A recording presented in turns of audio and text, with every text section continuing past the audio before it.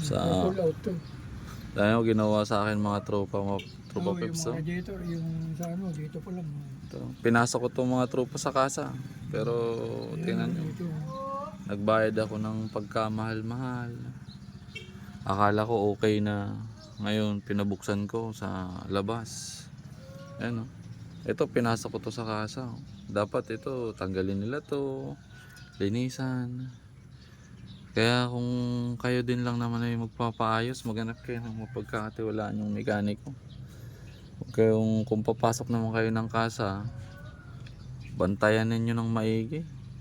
Sa akin kasi hindi ko binantayan eh. Kasi siyempre busy ako sa negosyo. Akala ko man lang tinanggal nila tong radiator para linisan. Hindi na ako magbabanggit kung anong kasa yon, pero alam niyo naman ninyo kung anong brand ng sasakyan ko. No? Grabe, nakakapanglumo tong ginawa nila. Pagka mahal man lang bayad ko yan, hindi mo lang inurasan, no? Yan, putik Ayun, no? dun. Nasa loob. Yan, yung mga putik. Hindi man lang nila kinadkad. Iniwan ng ilang buwan sa kasa. Mukhang iba na naman yung lakad na yan. Ganito ang nangyari lang. Lasing na nga, naghahanap pa ng kaaway. Mga kailan mo to kuya Ed, ayun, nalinisan na yung loob. Ito naman. Pandarin ko muna. Pandarin mo na, no? Oo, i-test ko muna maigi yung ano. Kaso Grabe. nga lang, nanakaw naman yung Alin? scanner ni Proy, ang putragis. Nanakaw pa yung scanner. Napag-oo. Kahapon dapat mapa-scan to. Yung mga tropa, dapat man lang nilinisan nila yun. Mahal man lang bayad ko sa kasa, mga tropa peeps. Kaya kayo kung magpapayos kayo, Ayan o yung pump po, di ba na ito, yung fuel pump po. Ayan. Ayan yung ano, ayan. ano tayo mga Oh, tropa? ayan, oh, ayan. Oh, ayan, oh, ayan. Ibabaw ng pump yan. Ito, pag binakbak mo to, ganyan din yan. Ayan o. Grabe. Ba yan? Ito, ubos na ito yan. Ito, nilabas ko to sa Ayan, ano. ayan, Nilabas ko to sa kasa, sobrang linis. Yung pala, outer lang yung malinis, mga tropa pips. Grabe. Nakakapanglumo. Ginawa sa sasakyan ko. Kaya kayo kung magpapaayos mo kayo sa mga mekaniko or sa kasa, make sure dun kayo sa mapagkakatiwalaan. Tapos huwag ninyong iiwan. Grabe ito. Kasa daw. Saka ito, Kasa na. ito yung isa dyan. Nung tinanggal ko yung filter, yan, hindi naman bago to. Dapat pinalitan ko. Hindi ito bago? Hindi. Ayan o, dama ito. Ayan o. Kahapon yan, dami yan. Dami yan.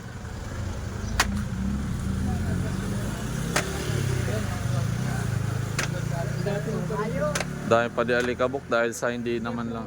puno kahapon to. Oo. Puno kahapon yan, yung ganyan. Oo. Puno yan. Kahapon na yan. Ito mo sa lobo, yan o. Yan, din. Yung mga tropa pips, oh. Doon Oh. Siyempre, Alagang kasa daw mga tropa pips, pero alagang kasa ba talaga yan? Tingnan nyo, oh. Puta yung nasa loob mga tropa, oh. Grabe. Hindi biro yung binitawan kong pera sa kasa, pero grabe. Hindi pa naka-lock on dito kuya Ed. Nakabukas pa, yun. Yan. Nung nilabas to sa kasa mga tropa, ganyan yung kapogi, ang linis. Akala ko satisfied na ako, masaya na ako. Kung nakikita nyo yung vlog ko noon, sobrang saya ko na. Pero yung pangloob pala, grabe.